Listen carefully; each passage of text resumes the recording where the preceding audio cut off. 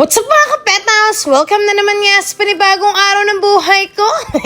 Aling yung araw nga umalis ang aming team. Sabi ko naman sa inyo, pagkabiglaan talaga, mas yun ang natutuloy. Dahil wala nga kami na ready na pagkain, tapos after lunch na naman ito, ay di bumili na nga lang kami ng fries dito sa McDo. Meron kasi ako nakikita lagi sa wall ko ng mga taga dito sa amin na pumupunta dito. Sobrang curious ako. Sabi ko, saan kaya tong lugar na to? Ang ganda, parang ang tahimik, walang masyadong tao. Hindi nga rin nagtagal, nakarating kami. Actually, kasya naman yung sasakyan, kaso ang problema, meron kasing tricycle na nakapark kaya hindi kami makadiretso. So, lahat na nga lang kami ay naglakad. Buti na nga lang, hindi na ganoon ka sobrang tik-tik ng init. Naging masaya naman yung paglalakad namin. Medyo may kahabaan lang yung nilakad namin, pero carry naman, na-enjoy ko naman. Tapos pagpunta dito, walang masyadong tao, tapos napakaganda. Medyo mataas pa lang yung araw, pero hindi na masakit sa balat kasi this is around 4:30 PM na. First time ko nga lang nakarating dito at sobrang ganda, sobrang tahimik, sobrang relaxing. Tapos, free lang dito, walang kahit na anong entrance. Balang dinala nga lang namin yung mga panlatag kasi nga alam ko naman na medyo damuhan nga ito. Ngayon yung tumatanda yung pagkatao ko, ayoko na sa crowded. Tapos syempre dahil nanay ako, tapos may toddler ako, gusto ko yung makakatakbo si Harrison na nakakapagpahinga ako. Salamat!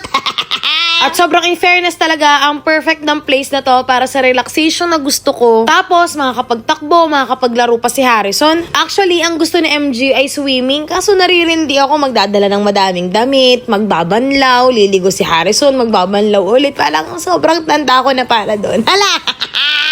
Hindi ko talaga alam, pero lately, parang ayoko talagang kumilos. Gusto kong mag-aalis, pero ayokong nagalaw. Paano naman?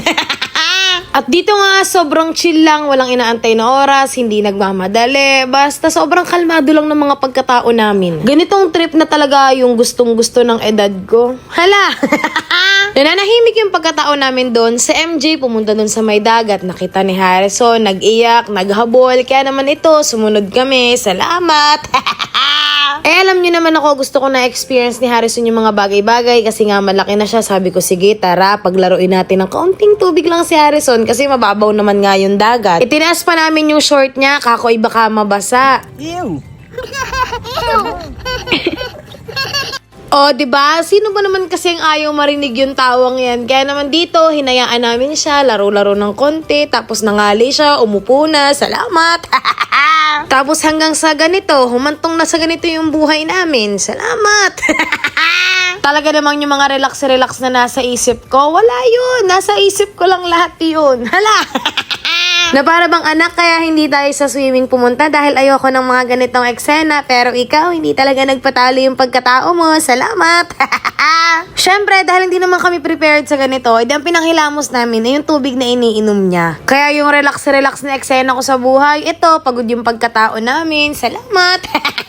Pagkatapos nga nun, umuwi na kami, hindi na ako nakapag-video sa pagod ng pagkatao namin. At kinamagahan nga, maagang nagising ang mga batang mayaman, kaya naman naisip ko na umalis kami. Para sa mga nakakapansin sa mga videos ko na sobrang focus ko kay Harrison, si Harrison na lang lagi, hindi ko nakakasama si Harry. Sa age po ni Harrison kasi ngayon, sobrang habol niya sa akin pagkasama namin silang dalawa. Katulad nga nitong pagtutulak lang ng stroller. Ang gusto ko talagang itulak na stroller ay si Harry dahil nga nakatapat sa amin. Gusto ko nakakausap siya sa umaga. Kaso si Harrison, meron na rin siyang mga sariling gusto, na-express na rin niya yung mga wants niya at gusto niya, pag hawak yung stroller, ako lagi yung nagtutulak sa kanya. At pagka-uwi nga namin, naabutan ko na sabay-sabay nag-aalmusal din yung mga kamarites at naiwan nga din ni si Harrison, so magkakaroon ako ng chance kay Harry. Pinag-almusal ko na nga si Ate V at ako na nga sumama dito kay Harry dahil after nga namin maglakad, another nap time na nga niya. So sa maniwala po kayo o hindi ko lang din naman kayang videohan every galaw namin. Pero basta nagising ako sa umaga, laging kay Harry po yung diretso ko. Kaya yes, hindi ko man mabigay ang full attention ko kay Harry dahil syempre kailangan din ako ni Harrison. Pero sinisigurado ko na parehas ko silang nabibigyan ng attention. Hindi rin kasi lahat ng activity ni Harrison ay kaya ni Harry. At ayoko na mai-control yung mga activity na kaya ni Harrison dahil hindi pa rin nga kaya ni Harry. Basta ang mahalaga lang para sa akin ay kasama ko silang dalawa parehas. At bilang nanay, kung alam nyo lang yung guilt na dala-dala ko. Pero kaysa magpaka-stress ako, magmukmuk ako, edi kung saan ako pumunta kasama si Harrison, edi make sure ko nakasama si Harry. Dahil nga ngayon si Harry ay nag-e-enjoy din naman nasa labasan. At pag may mga times na nagigilty ako kay Harry, kinukuha ko siya, hinahag ko siya. Kasi ayoko din naman yung time na bibigay ko yung full attention ko kay Harry tapos maapektuhan yung emotions ni Harrison. May nabasa din kasi ako na mas kailangan nating i-prioritize yung age na to ni Harrison kasi mas nakakaunawa na na siya, mas maaalala na niya. And then, makakabawi naman ako kay Harry pag nakakagalaw na siya, may mga nagagawa na siya. Basta sa ngayon, nilalabanan ko lahat ito emotionally, mentally para sa mga bata.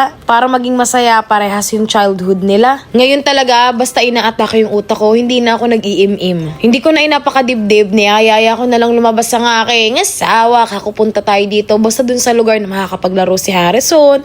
Makikita ko siyang nag-e-enjoy, ganoon din si Harry. Para kahit papano, kumalma yung utak ko. Kaya kahit wala kaming baon, kahit 30 minutes to 1 hour lang kami dito, basta naglalaro lang si Harrison. Kahit papaano, kumakalma na yung pagkatao ko. At pag nakikita ko sila parehas, napapasabi na lang talaga ako na thank you Lord sa buhay ng mga batang ito. Syempre, hindi naman na ako nag-expect na relax yung buong stay namin dito dahil naligo na naman si Harrison. Salamat!